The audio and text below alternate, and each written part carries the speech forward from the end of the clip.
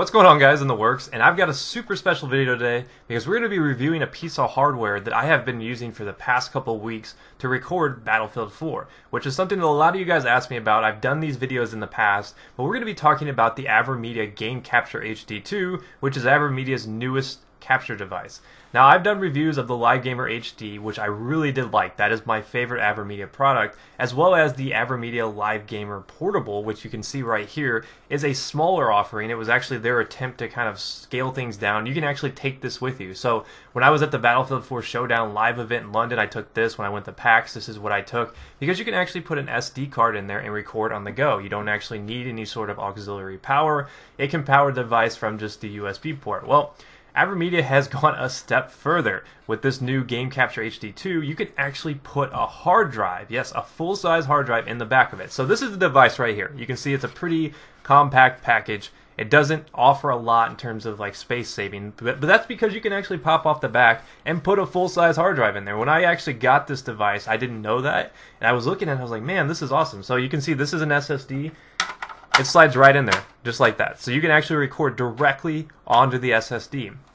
And that's a big advantage, because a lot of you guys ask me, well, I don't have a laptop near my Xbox, how do I record? Well, this is an option right here. This actually takes all the, the stress off a PC and puts it on a device, because the device actually has the software on it.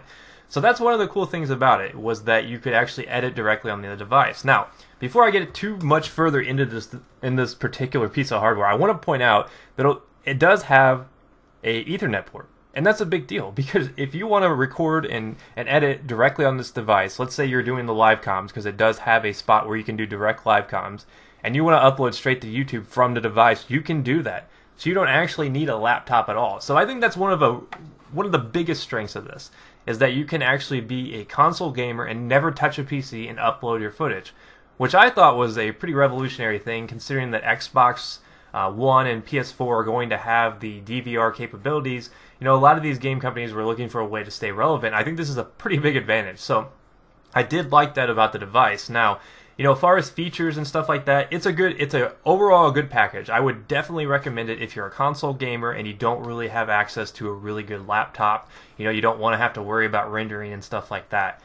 It does have a pretty bare bones editing program. I will admit that. It's nothing like, Sony Vegas or Adobe Premiere. So if you're looking for like, crazy edits and stuff like that, this is not the device you want to look for. You might want to look at getting a PC to handle that stuff. But if you want to just do basic edits on the software, you can do that. Now, do you have to record directly to an internal hard drive? I'm sure a lot of people are going to be asking me that. Well, the answer is no. You can actually use external storage, like this is a USB external hard drive. It's powered by an external source. You can actually plug that into the front of the device and record to that. That's what I personally use. It's a lot easier for me, since I'm not going to be doing my editing on the device.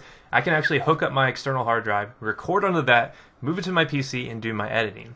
Now, I will say that's where some of the weaknesses, pop up if you're a PC gamer. With this, you do have to constantly switch out the hard drive. You have to move it in and out, and that causes a problem, because for whatever reason, every time you remove and add a hard drive, it always constantly says that you had an error and it needs to reformat it.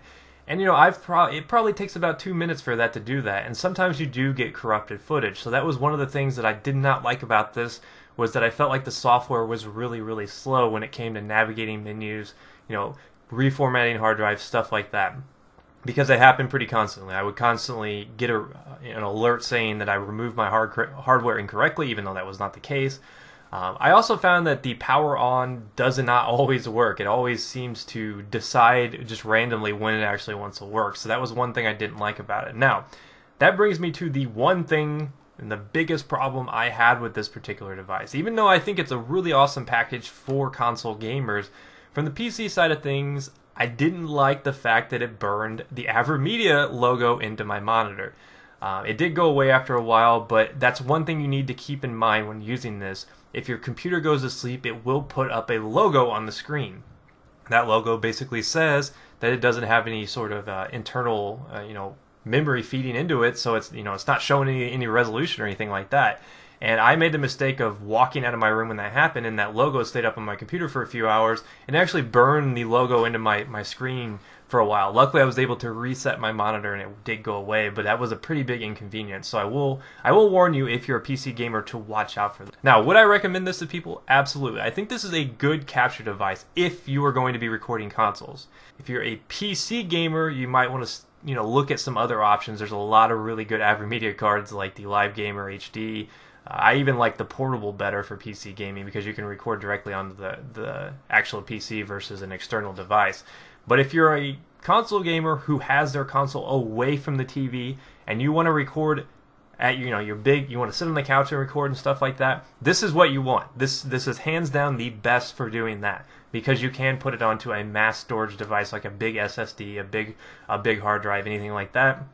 And if you don't even have a laptop, you can do your editing. Let's take a look at some of the footage, and I'll talk about some of the quality a little bit since we've got some of that stuff out of the way. So the quality on this device is very similar to the Live Gamer HD and the Live Gamer Portable. You are limited to 30 frames per second when you record in 1080, which is all I do. I only record in 1080. But the great thing about having these internal capture devices or the external capture devices is it takes the stress off your CPU, whereas with DxTory and Fraps, you do have a lot of frame rate hits.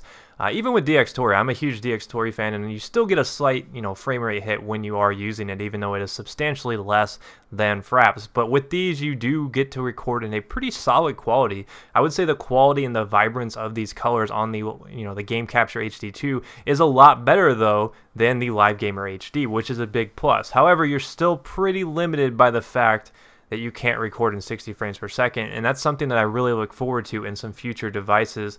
And I know that they are working on something. They have one in the works, pun intended this time, for the future. So I'm really excited to see that. But overall quality on this is pretty high. I would say that it is definitely usable. The one thing I will warn you though, that if you don't like screen tearing, you're going to get a lot of that if you play on some higher frame rates.